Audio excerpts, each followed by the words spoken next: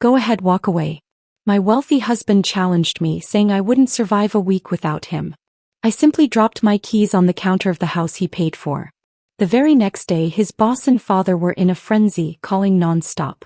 And now the bank is ringing off the hook. What exactly did you push her into doing? You wouldn't last a week without me, Mila. Ashton set down his crystal tumbler, the Macallan inside catching the light from our chandelier. Without my money, my connections, my protection, you'd be nobody again. Just another pretty face waiting tables or answering phones. He straightened his Hermes tie, waiting for me to beg, to cry, to promise I'd never leave. Instead, I reached into my Chanel bag and pulled out my keys. House. Range Rover. Safe. I lined them up on our granite counter, each one clicking against the stone. You're right, I said. Let's find out. The color drained from his face as I walked toward the door, leaving everything he'd bought me behind. But that was 3 hours ago. Now I sat in the lobby of the Ritz-Carlton watching the security footage on my phone. Yes, I had access to our penthouse cameras, another thing Ashton never knew I understood. He was pacing our kitchen, picking up the keys, setting them down, calling someone. Probably Nathan. Maybe his father. Definitely not the police, because what would he say? My wife left her keys and walked out? The concierge approached with a gentle smile. Miss Hawthorne, your suite is ready. My maiden name felt strange on my tongue when I'd made the reservation this morning, but it was mine, the one thing Ashton couldn't buy or sell or trade. I'd paid with my own money, 6 figures accumulated from what Ashton called my cute little hobby of day trading. He'd laugh at parties telling people I played with stocks like other wives played tennis. Nobody knew I'd turned his initial allowance of $10,000 into enough to live on for years. The suite was smaller than our penthouse but infinitely larger in possibility. I set down my single suitcase, the one I'd hidden at my gym months ago, slowly filling it with essentials every visit. Ashton monitored our credit cards but never questioned gym trips. After all, trophy wives needed to maintain their value. My phone buzzed. 17 missed calls already. I deleted his contact, watched his number become just digits on a screen. The first voicemail played accidentally when I tried to silence it. Mila, this is ridiculous. Come home. We'll talk about whatever upset you. His voice had that controlled quality, like he was handling a volatile investment instead of a wife. By the 5th message the control was cracking. You can't just leave. Half of everything is in both our names. You need my signature too. I deleted them all. The morning felt like a different lifetime. I'd woken at 6 a.m. as always, alone in our California king bed because Ashton had fallen asleep in his study again, surrounded by monitors showing after-hours trading in Tokyo. The coffee maker was already programmed. Despite what he told his friends, I'd learned to use every appliance in that kitchen. He claimed I couldn't operate a toaster at last month's dinner party. Everyone laughed. Even me, the good wife who knew her role. I'd stood at our floor-to-ceiling windows 23 floors up, watching the city wake. The silk robe he'd given me for Christmas itched against my skin.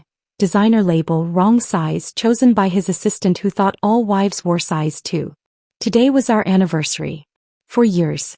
He hadn't mentioned it once this week, but I'd stopped expecting him to remember after year 2. The charity luncheon invitation sat on our marble counter. Another command performance where I'd smile while the wives compared vacation homes. Helen Brennan would ask about my little hobby, with that patronizing smile. Still playing with your phone stocks, dear? She'd say, not knowing I'd made more this quarter than her husband's dental practice. That's when I'd decided to organize Ashton's study, looking for our insurance documents. He was always particular about his space, everything arranged just so. The voice recorder sat on his desk, that little silver device he used for important thoughts. When I knocked it over reaching for files, it clattered onto the marble floor and started playing. His voice filled the room mid-conversation. She asked to see our investment statements yesterday. Laughter. I told her they were too complicated, lots of numbers. He actually believed me. Nathan, I could get her to sign over her kidneys and she'd just ask what pen to use. My hands had trembled as I picked it up, saw the date. Last Tuesday. The day I'd brought him lunch at his office, surprising him with his favorite sushi. He'd seemed so pleased, introducing me to his new analyst as the beautiful Mrs. Whitmore. Now I understood the smirk on the analyst's face. The recording kept going. That's why this type is perfect, Ashton continued. Pretty enough for photos, dumb enough to control, grateful enough to stay quiet. My father taught me well. Marry beauty, rent intelligence. I'd placed the recorder back exactly where it had fallen, angled precisely how he'd left it. Then I'd found the insurance papers and something else. A folder marked prenuptial amendments. Documents dated last month, adding clauses about abandonment, forfeit of assets if I left without just cause. Already notarized with my signature, forged but expertly so. Standing in that study, surrounded by evidence of his success and my insignificance, something crystallized. He wasn't just dismissive or cruel. He was systematic. I was an investment and he was already planning my depreciation. The Ritz suite had a view of our building. I could see our penthouse from here, lights blazing as Ashton probably tore through his office, looking for signs of what I'd taken. He wouldn't find any. I'd only photographed documents, only copied files to clouds he didn't know existed. The real theft would come later, legally, through the 50% of everything he'd put in my name for tax benefits. My phone rang again. This time Richard Whitmore. Ashton's father, calling personally. I let it ring, remembering how he'd introduced me at his last party. Ashton's wife. Pretty thing, isn't she? Like I was a coat or a watch, something to be appraised and approved. Margaret's text came through then, the secretary who'd served tea at every family gathering. Heard you left. Room 1247 when you're ready to talk. I have 40 years of information you need. I smiled, the first real smile in months. Ashton said I wouldn't last a week without him. But he'd never asked what I was doing all those hours he left me alone. Never wondered why his secretary knew my maiden name. Never imagined his trophy might have been taking notes. 7 days. That's all I needed to prove him wrong. After that, I'd take the rest of my life proving myself right. The keys I'd left weren't surrender. They were a declaration of war. And unlike Ashton, I'd already read all the terms and conditions. 3 weeks had passed since that night at the Ritz. I'd established a routine. Morning trades from my suite, afternoon walks through Central Park, evenings reviewing the documents Margaret had been feeding me in careful doses. Each file she shared revealed another layer of the Whitmore Empire's corruption. But today was different. Today was May 15th, our actual anniversary date, and despite everything I'd agreed to one dinner. Just to discuss the logistics, Ashton had said on the phone, his voice carefully neutral. We need to be civilized about this. The salon on Fifth Avenue was the same one I'd used throughout our marriage. Celeste, my hairdresser, worked her fingers through my hair with practiced precision. Special occasion? She asked, not recognizing the bitter irony in her question. Anniversary dinner, I said, watching my reflection transform into what Ashton preferred. Sleek, controlled, expensive looking. 4 years, right? How wonderful. Where's he taking you? Le Bernardin. His favorite, where the waiters knew his wine preferences and the chef sent complimentary courses to his regular table. I'd made the reservation myself, knowing he'd forget otherwise. The confirmation email sat in my phone, right next to the 17 legal documents my lawyer had prepared for tonight's real purpose. The dress had cost $8,000, more than most people's monthly salaries, charged to the credit card he hadn't frozen yet. Dark blue, his favorite color on me, though he hadn't commented on my appearance in 6 months. I studied myself in the boutique mirror. Every inch the perfect wife he'd curated, except for the flash drive hidden in my clutch containing 40 gigabytes of evidence. My phone buzzed as I was leaving the salon. Slight change, Ashton's text read. Nathan and Diana joining us. Need to discuss Singapore deal. Same time. Of course. Our anniversary had become a business meeting. I sat in the back of the cab watching Manhattan blur past and typed back, perfect. He wouldn't catch the edge in that single word, wouldn't notice it was the first time I hadn't added a heart emoji or love you to my response. 20 minutes later, another text. Actually, father insists we come to the estate. He's having something catered. 8 p.m. The driver had already turned toward Midtown. Change of plans, I told him, giving Richard's address in Westchester. The irony wasn't lost on me. I was wearing a dress worth a small fortune to eat dinner at the house of a man who'd never bothered to learn my last name before it became Whitmore. Richard's estate sprawled across 12 acres of manicured perfection. The circular drive was full of cars I recognized. Nathan's Bentley, 2 other hedge fund partners' vehicles, even Graham Chen's new Tesla. This wasn't a change of plans. This was an ambush disguised as dinner. Patricia answered the door, Richard's third wife, younger than me at 28. Her smile held the kind of exhausted recognition I'd seen in mirrors lately. Mila, you look stunning, she said, though her eyes said something else entirely. Why did you come? The foyer opened into the main sitting room where Ashton held court, tumbler in hand, his third by the color in his cheeks. He glanced at me, taking in the dress, the hair, the effort, and turned back to his conversation without acknowledgement. Nathan waved. Diana sat apart, nursing a martini with the dedication of someone who'd rather be anywhere else. The lovely Mila. Richard boomed, appearing from his study. He kissed my cheek, reeking of cigars and bourbon. Though I hear you're being not so lovely lately. This separation nonsense. Bad for business, you understand. Margaret appeared with a tray of champagne. Her eyes met mine for a fraction of a second, enough for me to see she knew exactly what this was. As she handed me a glass, her fingers brushed mine. Some anniversaries, she whispered, barely audible, are about endings, not beginnings. The dining room had been set for 12. I recognized most faces. Business partners, their wives, even Ashton's lawyer, though that realization came later. They'd orchestrated this entire evening to pressure me back into line. I sat in my designated seat between Nathan and Graham's wife, facing a portrait of Richard's father, the original Whitmore who'd built this empire on insider trading and strategic marriages. Dinner arrived in courses. Somewhere between the soup and fish, Ashton started his performance. Funny story about how Mila and I met, he announced, though no one had asked. The room turned toward him with practiced attention. She was at the Milken conference, completely lost. Wandered into a derivatives panel thinking it was about art derivatives. He paused for laughter that came too readily. She asked if hedge funds were about landscaping investments. Literally thought we were discussing garden hedges. The story was fiction.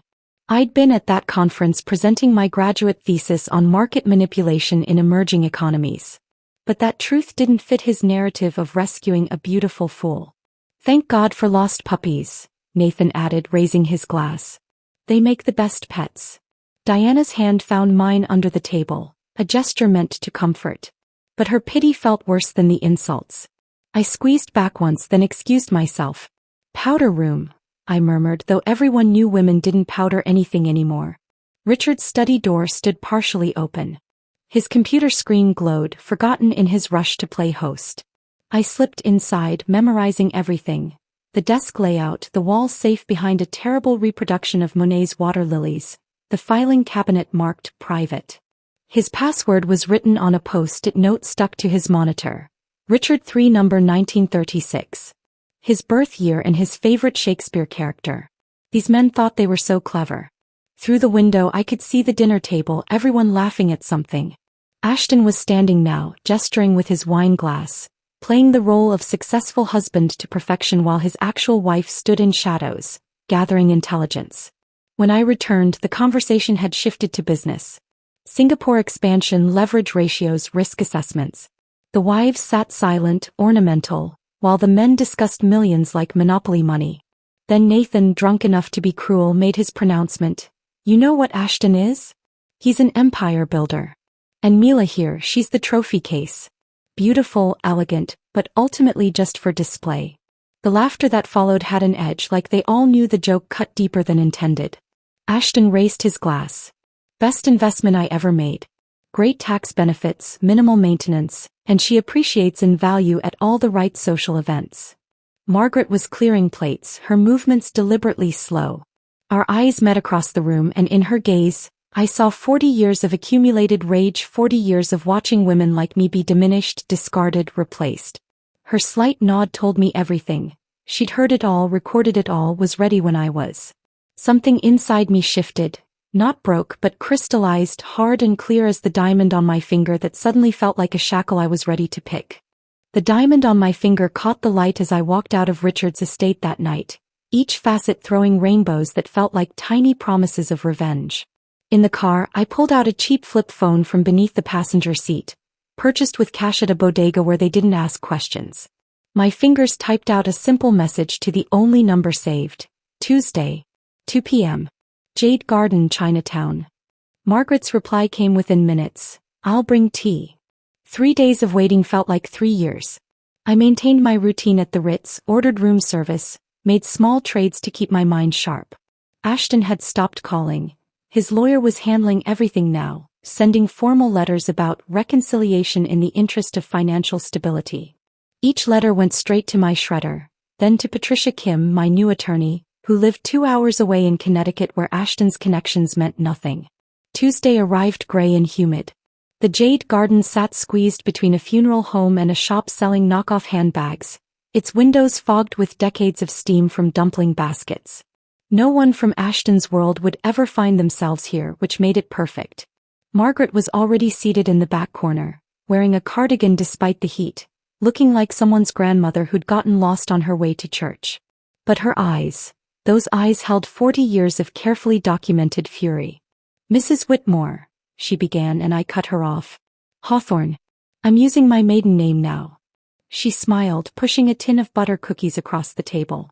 The tin looked ancient, flowers painted on top, the kind your aunt might use for sewing supplies.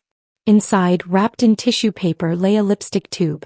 "Twist the bottom 3 times, then pull," she instructed. The lipstick was actually a flash drive. 16 gigabytes of what Margaret called insurance. "Started collecting in 1982, she said, voice barely above the restaurant's din. "Richard's first wife, Elena, she knew something was wrong with the books. Asked me to watch, to listen. Then she had her accident." Margaret's fingers made air quotes around the last word. "Single car, perfect weather, failed brakes. After that, I kept everything. Every memo, every call transcript I could access, every mistress paid off with company funds, every SEC filing that didn't match internal documents." The waiter brought tea and we fell silent until he left. Margaret poured with steady hands, though I noticed the slight tremor when she mentioned Elena. The second wife, Caroline, she lasted longer. Smart woman, MBA from Wharton. Started asking the right questions in year 4. Richard had her committed for exhaustion. She signed the divorce papers from a psychiatric facility, gave up all claims to avoid indefinite treatment. My tea went cold as Margaret outlined 2 decades of financial crimes, each one meticulously documented on that tiny drive. But she saved the worst for last. "Your husband isn't just complicit. He's been grooming Nathan's wife, Diana. There's a paper trail, flowers charged to shell companies, hotel reservations that align with his supposed client meetings.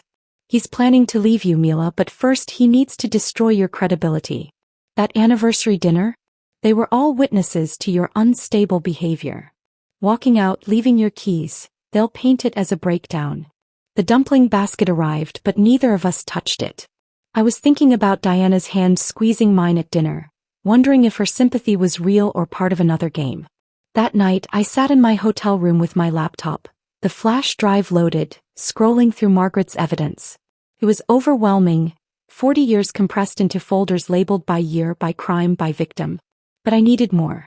I needed Ashton's own records to corroborate everything. Patricia Kim answered my call on the second ring, despite it being nearly midnight. "I need to create a company," I told her. "Something that sounds like nothing, that could be anything." "When?" "Tomorrow. That's a rush job. It'll cost. I'll pay triple. 2 hours north on I-95, past the exits for Greenwich and Stamford where Ashton's colleagues lived in their own marble prisons. Patricia's office occupied the second floor of a building that also housed a dentist and a tax preparer.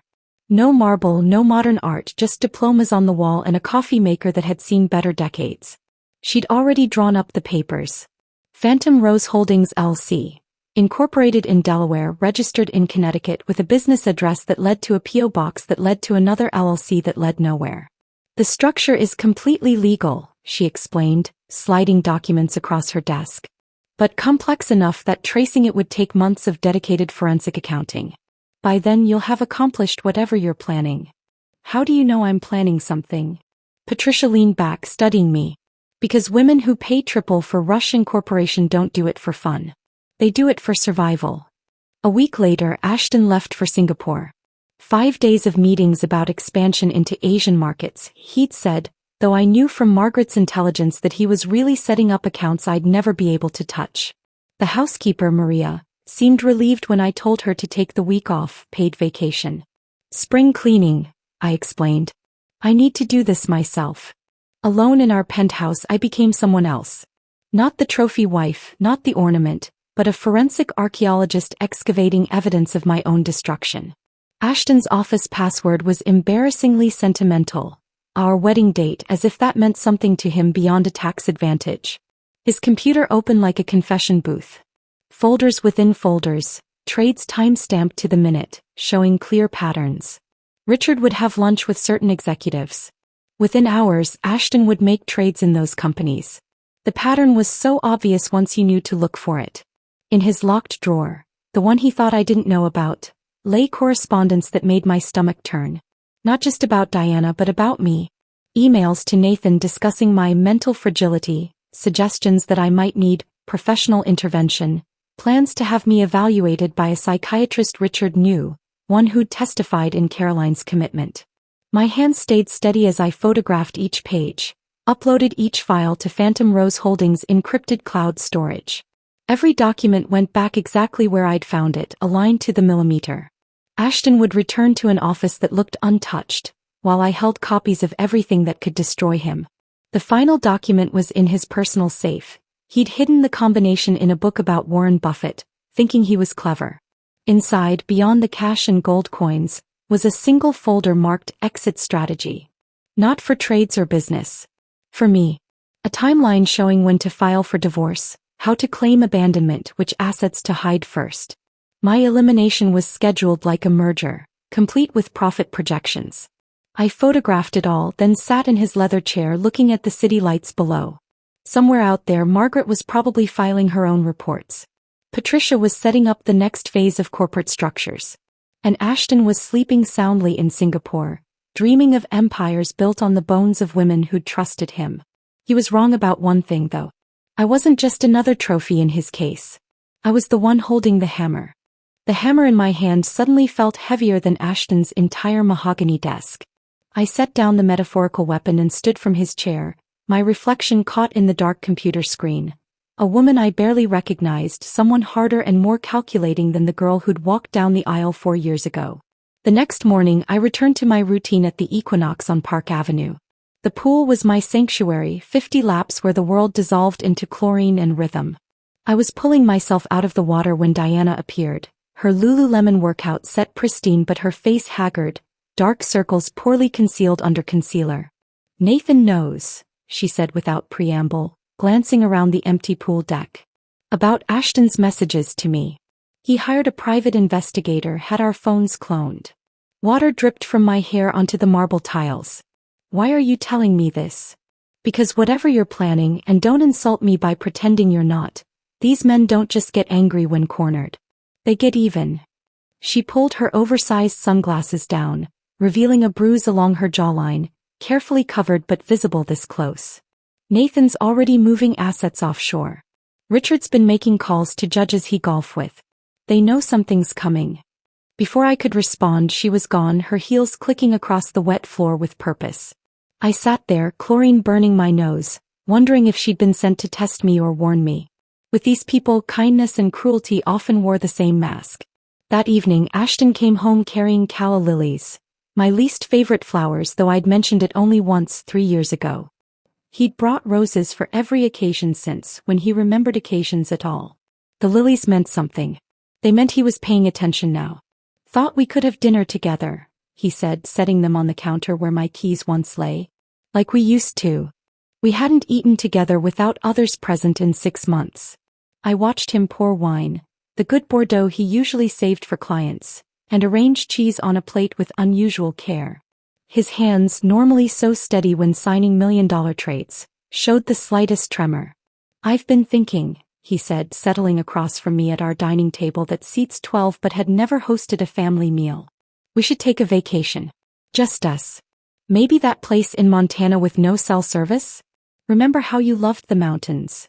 I'd mentioned loving mountains once on our honeymoon, while he'd spent the entire trip on conference calls. The fact he remembered felt like a trap spring-loaded with teeth. "When?" I asked, cutting a piece of manchego with surgical precision. "Next week. Or sooner. Tomorrow even." His eagerness betrayed him. "You seem stressed, Mila." The separation, living in hotels, it's not good for you. He pushed a document across the table. New insurance papers, he explained, better coverage for both of us. His eyes tracked my hand as I picked up the pen, watching for hesitation, for signs of suspicion. Under the table, my phone captured every page, Patricia Kim's app running silently, storing images in Phantom Rose's encrypted cloud. You trust me, don't you? His question hung between us like a chandelier about to fall. Completely, I lied, signing my name with the same hand that had documented his plans to destroy me. 3 days later, my mother arrived from Ohio, her presence announced by Ashton himself, picking her up from JFK, something he'd never done before. He carried her luggage, complimented her new haircut, asked about her garden with feigned interest so polished it gleamed. "Oh honey," she gasped, pulling me aside in the kitchen while Ashton mixed her a gin and tonic with the precise ratio she preferred. "You didn't tell me things had gotten better." "He seems so devoted." The words I wanted to say piled up behind my teeth. "He's performing, Mom. This is a show where you're the audience and I'm the prop, and somewhere there's a finale that ends with me institutionalized or dead." Dad, I smiled. "He's full of surprises." That week became a masterclass in Ashton's abilities. Broadway shows he'd previously called waste of time, dinners at restaurants he'd booked months in advance. Though I knew his assistant had pulled strings that morning, a surprise spa day for both of us while he handled some business. Mom glowed under the attention, tears actually forming when he toasted her at dinner, calling her the woman who raised such an incredible daughter. I watched from across the table as he performed the role of perfect son-in-law, and realized with cold clarity that I'd never actually seen Ashton try before. This was him at full power, the charm that had built his empire, directed now at convincing my mother that her daughter was safe. The final night of her visit, she sat on my bed in the guest room holding my hands. "Honey, you've lost weight. And your smile, it's different. Practiced." Her fingers found my cheekbones, sharper now from months of barely eating. "Are you happy?" Behind her, through the doorway, I could see Ashton's shadow in the hallway, listening. "I'm exactly where I planned to be," I said, loud enough for him to hear, ambiguous enough to be true. After Mom left, Margaret texted about meeting somewhere new. The New York Public Library's reading room, where she volunteered teaching literacy to immigrants. The irony wasn't lost on me. She was teaching people to read while surrounded by the city's most powerful illiterates, men who never read the human cost of their contracts. She spread newspaper clippings across the worn wooden table like tarot cards revealing my future. Elena Whitmore, 1994, drove her Mercedes off a bridge, perfect weather, no skid marks. Caroline Whitmore, 2003, institutionalized for exhaustion, divorced while sedated, vanished after signing papers. Jennifer Whitmore, 2015, accused of embezzlement she didn't commit, bankruptcy, last known address a shelter in Detroit. "Now look at these." Margaret placed 4 photographs in a row. Elena, Caroline, Jennifer, and me. All blonde, all between 5 feet 4 inches and 5 feet 6 inches. All with the same delicate bone structure that photographed well at charity events. "Richard picks them," she said quietly, mindful of the students around us. "Like casting calls. Young, beautiful, from middle-class families impressed by wealth. Just smart enough to be interesting, not smart enough to be dangerous. Marry them to Ashton, use them for appearances, then dispose of them in year 4 when they start asking questions." Why year 4? Long enough to establish patterns of instability. Short enough that no real bonds form with the social circle. By year 5 you're either gone or broken. She touched my hand, her skin paper-thin but her grip strong. "You're at 4 years, 3 months. Whatever you're planning, Mila, do it now." Elena waited too long. Caroline fought too openly. Jennifer trusted the wrong people. I stared at the women who'd worn my name before me, their faces blurring into a single warning. "What happened to you?" I asked Margaret. "Why did you stay?" She was quiet for a moment, organizing the clippings with librarian precision. "I was Richard's first secretary's daughter. When she died, he offered me the job out of kindness. I was 19, grateful, stupid. By the time I understood what I was documenting, I was trapped too. Different kind of trap, but still a cage. Now I'm 62, invisible and very, very patient." The students around us packed up their books, the library announcing closing time. As we stood to leave, Margaret handed me one last photo, A young woman, beautiful, blonde, probably 22. Who's this? Madison Hayes. Richard had lunch with her father last week. She just graduated from Penn. Engagement announcement expected within 6 months. Margaret's eyes held 4 decades of rage compressed into laser focus. She's the next you unless we stop them now. Madison Hayes's photo burned in my pocket as I left the library. 22 years old, whole life ahead of her, about to walk into the same trap that had caught 4 women before her. I tucked the picture into my wallet behind my old student ID, the one from before I became Mrs. Whitmore when I still had my own name and my own dreams. The next morning I initiated the first withdrawal. $8,000 from our joint checking. Enough to look like furniture shopping, not enough to trigger Ashton's attention. The bank teller didn't even blink. Mrs. Whitmore buying expensive things was as routine as morning coffee. I converted it to cash at 3 different banks, then deposited it into Phantom Rose Holdings account in Connecticut. Patricia Kim had shown me how to create a paper trail that looked like interior design consulting fees. The IRS loves documentation, she'd said. Even if it's fiction, as long as it's properly filed fiction. That evening, Ashton came home at 9 instead of his usual 7. His tie was loosened, jacket off, scotch already on his breath from whatever bar he'd stopped at between the office and home. I was in the kitchen making myself tea when he stumbled slightly at the doorway. Lost the Morrison account today, he announced, pouring himself 3 fingers of Macallan, though it looked closer to 4. 40 million in assets gone. They said there were concerns about compliance. Can you believe that? Compliance concerns at my firm. I kept my face neutral, though I knew Margaret had sent anonymous tips to Morrison's compliance officer 2 weeks ago. That's unfortunate, I said, watching him drain half the glass in one swallow. Nathan thinks someone's talking to our clients. He poured again, his hand less steady. Says there are rumors about an SEC investigation. Ridiculous. The next day I moved 12,000. The day after 15. Spa treatments, I told the one teller who asked. My husband wanted me to pamper myself. She smiled knowingly, probably thinking of her own husband who never noticed such expenses. Ashton's drinking escalated in perfect proportion to his losses. Every night brought a new crisis. Another client pulling funds, another partner asking questions, another rumor about federal involvement. He'd stand in his study, calls on speaker while he paced and drank, signing whatever I brought him without reading. Power of attorney adjustments, insurance modifications, trust amendments. His signature got sloppier with each passing day. Patricia called Thursday morning from a number I didn't recognize. Can you meet today? Urgent. I found her at a rest stop on I-95, sitting in her sensible Honda, looking like any other suburban lawyer except for the tension in her shoulders. The FBI contacted me, she said without preamble. They know I represent you. They want to talk. My chest tightened. How did they? Richard Whitmore has been under investigation for 18 months. A former employee named Dennis Chin filed a whistleblower complaint. They've been building a case, but they need someone with inside access to corroborate.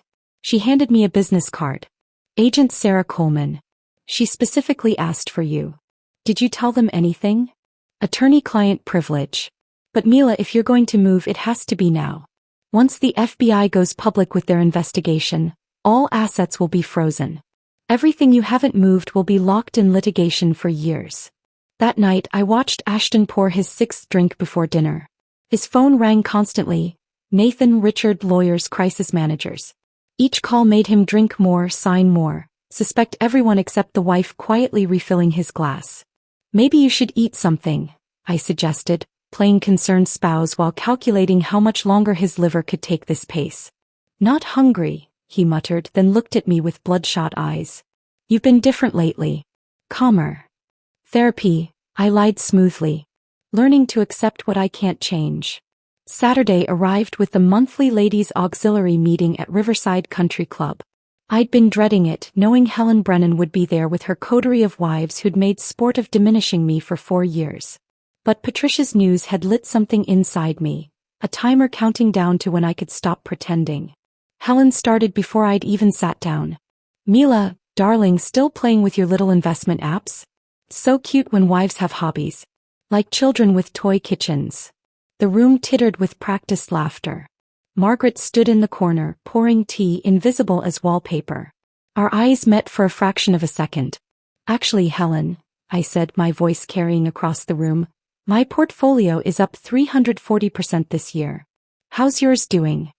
Silence fell like a guillotine. Helen's face went from patronizing to shocked, her mouth opening and closing like a fish pulled from water. I'm sorry, what? She managed. 340%. Would you like to see the statements? I particularly enjoyed shorting your husband's pharmaceutical company last month. Made a killing when their patent got rejected. You did know about the patent rejection, right? Helen's face went white. She hadn't known. Around the room, other wives leaned forward, suddenly seeing me as something other than Ashton's pretty accessory. Though I suppose, I continued, stirring sugar into my tea with deliberate calm, some of us prefer real kitchens to toy ones. And some of us prefer real portfolios to plain pretend. Margaret actually smiled. Not much, just a slight upturn of her lips as she refilled my cup. The meeting continued in strained silence, the usual gossip replaced by careful glances in my direction. By evening, Ashton would hear about this. By morning, Richard would know his daughter-in-law had claws. But I didn't care anymore. The timer was running down and I was tired of being underestimated. The explosion came Wednesday. I was in my hotel room when my phone lit up with notifications. Diana had filed for divorce from Nathan and she'd brought receipts. Not just infidelity, 3 mistresses over 2 years, but financial fraud, hidden accounts, and a particularly damning email trail where Nathan discussed removing Diana from the equation with his lawyer. Ashton called me 17 times in an hour. I answered on the 18th. What did you tell her? He demanded without preamble. Tell who? Diana. Nathan thinks I leaked information to her. He says you two were friendly at dinners that you must have. I told her nothing, I said truthfully. Diana had found her own evidence, fought her own war. We were parallel soldiers who'd never compared notes. Through the phone I could hear something crash in his office. He's pulling out of the fund. 20 years of partnership, gone. He says I betrayed him for a woman. His laugh was bitter, broken. Wasn't even interested in Diana. He's too old, too smart. I was just keeping options open. The admission should have hurt, but I felt nothing. Just made a note in my phone, evidence Patricia might need later. You always thought you were smarter than everyone else, I heard Nathan screaming in the background. Well, congratulations, you've destroyed us both. The line went dead. Ashton didn't call back. But Margaret texted an hour later. Richard called emergency meeting. All partners. The empire is cracking. I stared at Margaret's text for a full minute, the words, the empire is cracking, glowing on my screen like a prophecy finally coming true. My hands moved without conscious thought, pulling a red wig from my closet, purchased with cash 3 weeks ago from a costume shop in Queens where they didn't ask questions. The dress was polyester, off the rack from Target, something Mila Whitmore would never wear. Dark sunglasses completed the transformation into nobody, anyone, someone who didn't exist in the Whitmore's world. Nathan's office building on Madison Avenue had the kind of security that looked impressive but was mostly theater. I'd been there dozens of times as Ashton's wife, knew the guards rotated lunch breaks at 12:30, knew Nathan's assistant Sarah always took 45 minutes to grab sushi from the place 3 blocks over. The elevator ride to the 42nd floor felt endless. In my purse, a manila envelope held printed screenshots of every message Ashton had sent about Nathan. The mockery, the contempt, the detailed plans to steal his clients once the partnership dissolved. But the real poison was at the bottom. Ashton's financial projections for acquiring Diana after her divorce, complete with calculations about her inherited wealth and how to access it through marriage. Nathan's office door was solid mahogany with his name in gold letters. I slipped the envelope underneath, heard it whisper across his Persian rug, then walked back to the elevator without rushing. The security camera would show a woman who could be anyone, walking with purpose but not urgency. 3 hours later, Margaret forwarded me an email from Ashton's assistant. Partnership dissolution letter received from Nathan Chin. Effective immediately.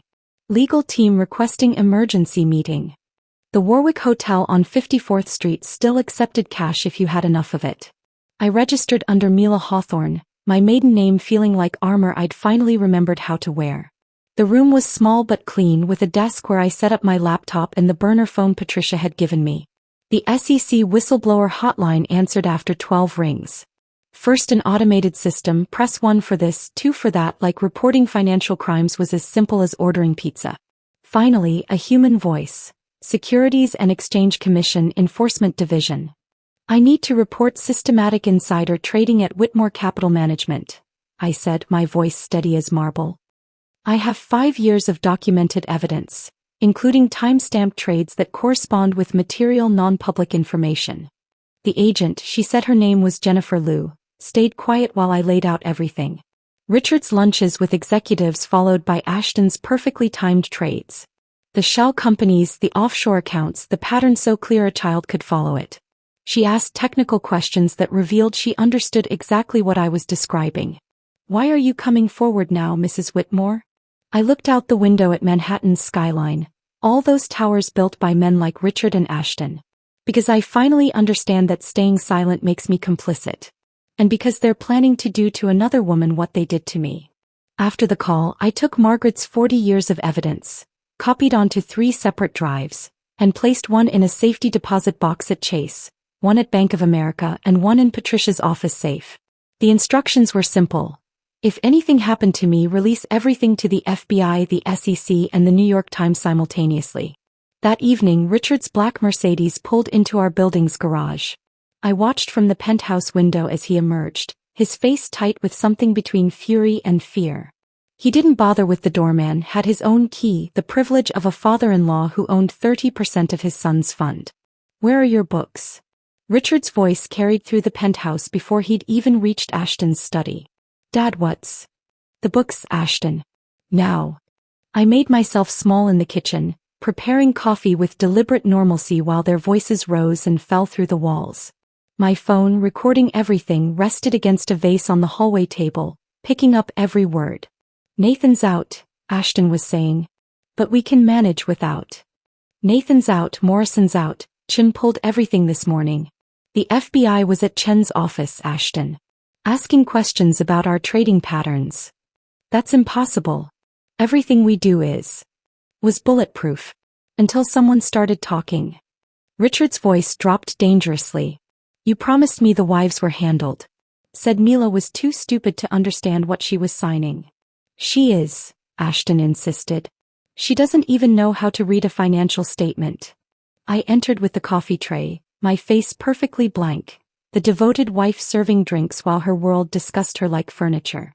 They both looked at me, Richard with cold assessment, Ashton with dismissive certainty. Cream. I asked Richard. He ignored me, turning back to his son. Find the leak. Fix it. Or we're all finished. They worked until 2 a.m., spreading papers across Ashton's study like tarot cards that might reveal their future. I heard Ashton's printer running constantly, documents being shredded, calls to lawyers who charged $2,000 an hour to answer phones at midnight. By 3 a.m. Ashton had passed out in his chair, surrounded by evidence of his crumbling empire. His head rested on a stack of contracts, drool pooling on papers worth millions. The mighty financial genius, reduced to an exhausted man who'd built his throne on the bones of women he'd underestimated. I moved through our penthouse one last time, not with nostalgia but with the clinical efficiency of someone already gone. My clothes stayed in the closet. Let him explain to people why his wife left everything behind. The jewelry remained in its boxes, blood diamonds and gilt gold that had never truly been mine. In my purse. My laptop, my real identification and the banking information for Phantom Rose Holdings, which now held exactly 50% of our liquid assets, legally withdrawn over the past weeks. The keys went on the granite counter where this had all started. House key, car key, safe key, lined up with military precision. Next to them, a single note on my personal stationery, the expensive kind he'd bought to make me look the part. Check your accounts. The doorman didn't question why Mrs. Whitmore was leaving at 3 a.m. with only her purse. In their world, the rich did whatever they wanted, whenever they wanted. He'd probably seen stranger things. The October air hit my face as I stepped onto the street, cold and sharp and absolutely perfect. Behind me, 23 floors up, Ashton slept in his chair, unaware that his wife had just fired the first shot in a war he didn't know had already begun. In 6 hours he'd wake to find his accounts halved, his partners gone, and the FBI closing in. The Uber driver asked where to, and for the first time in 4 years I gave an address that was entirely my own. The Uber dropped me at the Warwick Hotel just as the sun began painting Manhattan's glass towers gold. I paid cash, walked through the lobby without looking back, and took the elevator to my room on the 12th floor. From my window I had a perfect view of our building. Ashton's building now, I supposed. At 6:47 a.m. I ordered room service. Eggs Benedict, fresh fruit, coffee strong enough to wake the dead. The normalcy of it felt surreal. At 6:52 I opened my laptop and watched our joint accounts online, knowing the banks would notify Ashton the moment they opened at 7 o'clock. At 7 o'clock exactly I refreshed the page. The accounts showed the automatic divisions Patricia had filed weeks ago, triggered by my official change of residence. $17 million, redistributed according to New York state matrimonial law. Half of everything, just as the prenup he'd insisted on had specified. The same prenup he thought protected him but actually guaranteed my rights to marital assets. My phone, placed face up on the white tablecloth, lit up at 7:03. Ashton's photo appeared, the one from our wedding where he looked invincible. I let it ring through to voicemail. By 7:15 he'd called 9 times. I turned on the voice recorder, playing each message aloud to the empty room. First message: Mila, what's happening? The bank just called. There's some kind of error with our accounts. Fourth message: this isn't funny. Call me back. We need to fix this before the markets open. 11th message: what did you do? What did you do? 19th message: please. Whatever you think you're accomplishing, we can work this out. You don't understand the position you're putting me in. 28th message: the margin calls are hitting. I can't cover them without those funds. You're destroying everything we built. 35th message: Mila, please.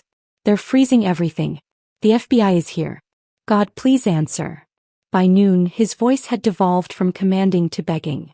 The 47th call came through as I was finishing my second cup of coffee. This time I recognized the number. His lawyer, not him. Mrs. Whitmore, this is James Kellerman. Your husband has retained me to discuss the irregular movement of marital assets. We need to. I hung up and blocked the number. Then I called Patricia. They're panicking, she said, and I could hear the smile in her voice. Everything we did was completely legal. Those assets were jointly owned, you had full withdrawal rights, and we followed the letter of the law. He can contest it, but it'll take months, and by then he'll have bigger problems. That evening I was eating dinner in my room. A perfect piece of salmon I could actually taste now that my appetite had returned, when my phone buzzed with a news alert. I turned on the television, flipping to CNN. The footage was beautiful in its brutality. Richard Whitmore, the man who'd built an empire on other people's losses, being led from his Westchester mansion in handcuffs. His silver hair was disheveled, his usual armor of expensive suits replaced with a wrinkled shirt. FBI agents carried boxes of evidence past the cameras, each one containing Margaret's 40 years of patient documentation. Federal authorities arrested hedge fund mogul Richard Whitmore this morning, the reporter announced, following a years-long investigation into insider trading, tax evasion, and wire fraud. Sources indicate multiple whistleblowers provided crucial evidence, including detailed records spanning 4 decades. My phone lit up with a text from Margaret, just a champagne bottle emoji. Margaret, who'd never sent an emoji in her life, who'd served these men coffee while documenting their crimes, had finally seen justice arrive at Richard Whitmore's door. 3 weeks passed in strange peace. I met with FBI agents, provided testimony, watched the news coverage from my hotel room as the empire crumbled in real time. Nathan fled to Switzerland. Graham Chin pled guilty immediately, hoping for leniency. Other partners turned state's evidence, racing to sell each other out for reduced sentences.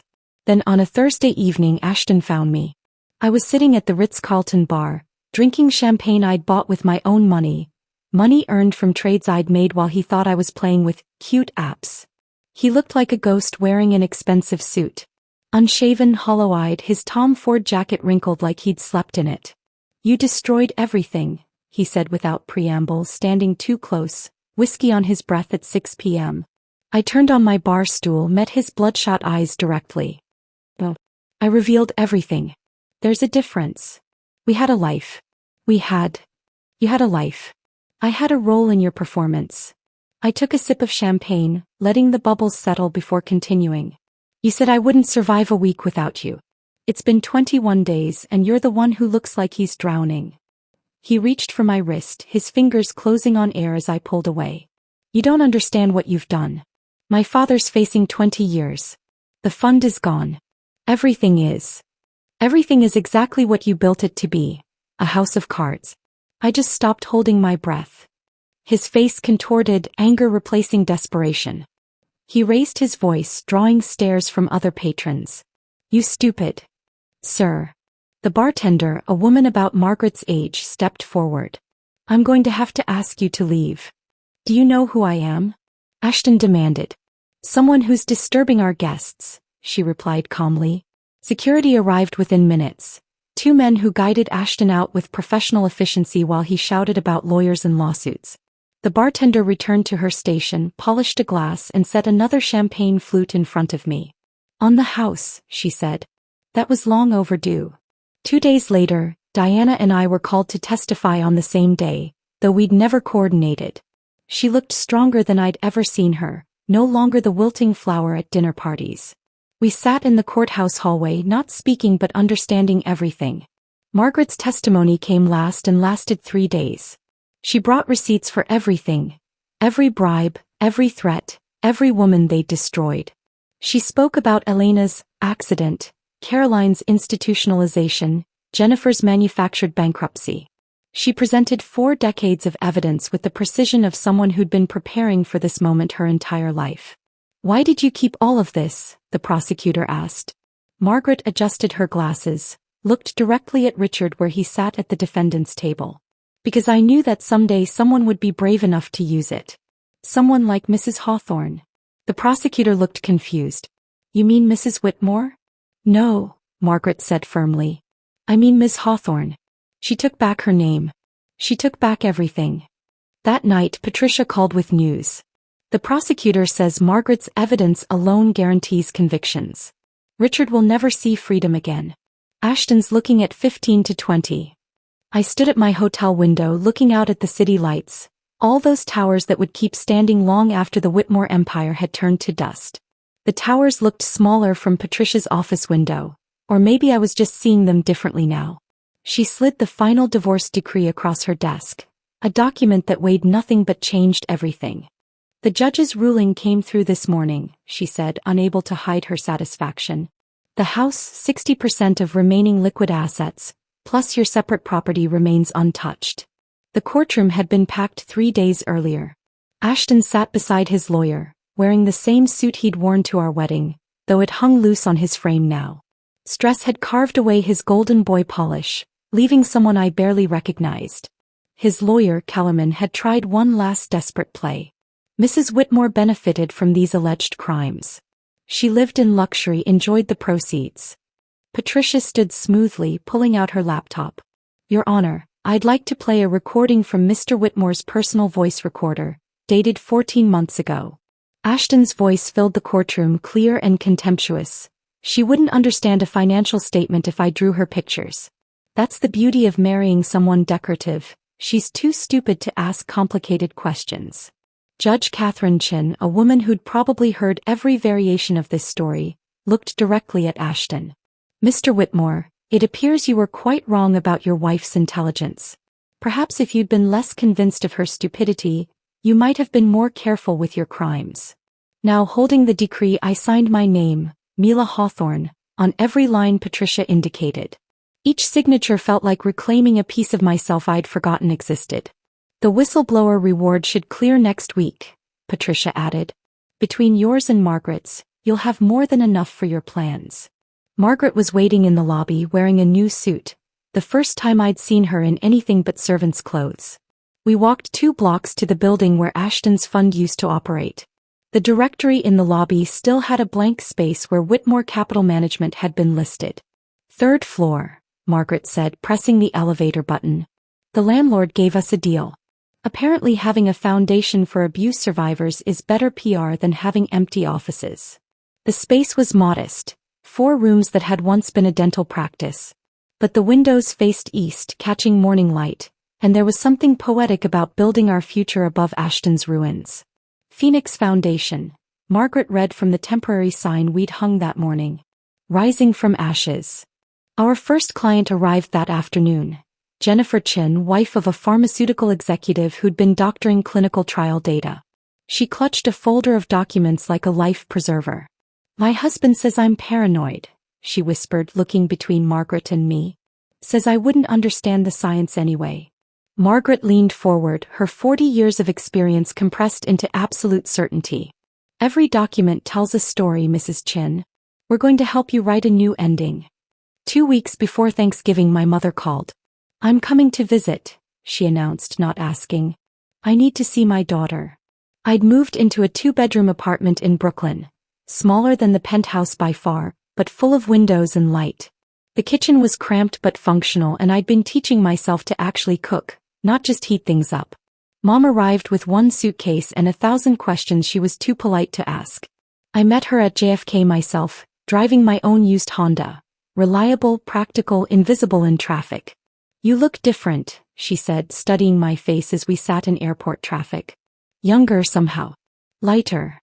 That week we didn't talk about Ashton or the trial or the money sitting in accounts I could access but rarely touched.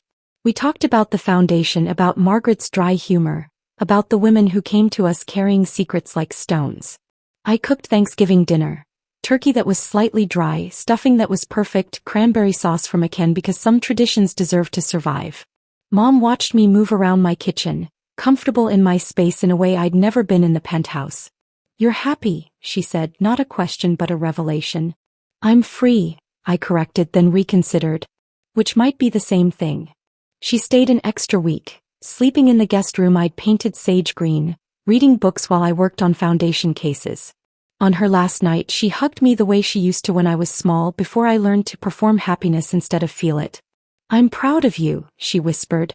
"Not for surviving him, but for becoming yourself." 6 months had passed since I'd walked out of the penthouse. Spring was arriving in Brooklyn, and I stood in the doorway of the house. My house now, though I'd only returned to sign the final papers. The rooms echoed with absence, Ashton's things long since removed by movers his mother hired. My phone rang. Margaret, her voice energized in a way that 40 years of silence never allowed. "We have a new client," she said. "Senator Williams's wife. She's been documenting campaign finance violations for 2 years." I looked at the keys in my hand, the ones I'd taken back, the ones I'd left, the ones I'd earned.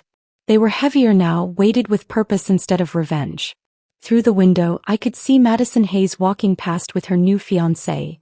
Not Ashton, who was serving 3 to 5 in minimum security, or any Whitmore man, but someone her own age who held her hand like it mattered. "Ready for round 2?